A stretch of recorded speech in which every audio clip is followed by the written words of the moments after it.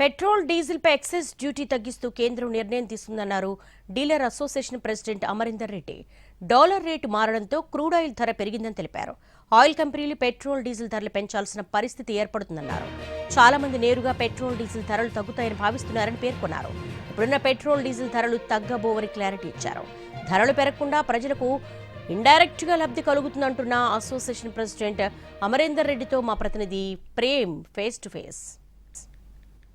Petrol డీజిల్పై ఎక్సైజ్ సుంకాన్ని తగ్గిస్తూ కేంద్ర ప్రభుత్వం నిర్ణయం తీసుకుంది. ఈరోజు ఆ యొక్క నిర్ణయం తీసుకుంటూ ఇమీడియట్ ఎఫెక్ట్గా కూడా ప్రకటిస్తూ ఆ యొక్క జీవోను కూడా జారీ చేసింది. దీనిపై ప్రస్తుతం స్పందించడానికి మనకు Telangana petrol dealers association president Amarinder Reddy కూడా ప్రస్తుతం మనతో ఉన్నారు. ఆయనతో మాట్లాడి ఈ యొక్క కేంద్ర ప్రభుత్వం తీసుకున్నటువంటి నిర్ణయం ఎవరికి బెనిఫిట్ ఉంటుంది, ఎలాంటి పరిస్థితుల్లో కూడా ఈ యొక్క బెనిఫిట్ కూడా వర్తిస్తుందని కూడా తెలుసుకునే ప్రయత్నం చేద్దాం. ఇది ప్రజలకు బెనిఫిటే ఇండైరెక్ట్గా. డైరెక్ట్గా ఎందుకంటే ఇప్పుడు మొత్తం మనకు ఏదైతే డాలర్ రేటు పెరిగి మన క్రూడ్ ఆయిల్ రేటు పెరిగింది కాబట్టి రేటు పెంచాల్సి వస్తుంది.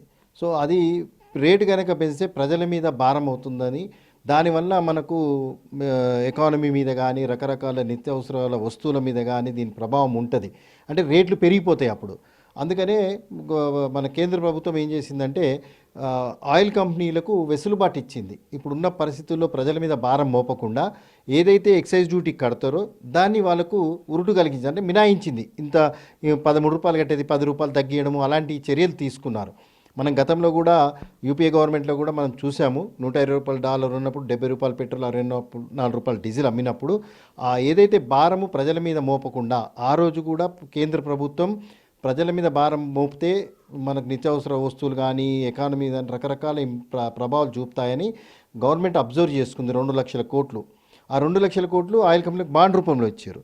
ఇప్పుడు ఈ కేంద్ర ప్రభుత్వం ఏం చేస్తుందంటే ప్రభుత్వం భరిస్తుంది, ఇంత తగ్గించి ఎక్సైజ్ సుంకం తగ్గించి ప్రజల మీద భారం మోపకుండా మాకు రిటైల్ సేలింగ్ ఏదైతే ప్రైస్ ఉందో దాంట్లో ఏమి మార్పు ఉండదు, పెంచము తగ్గియము రెండు ఉంటాయి.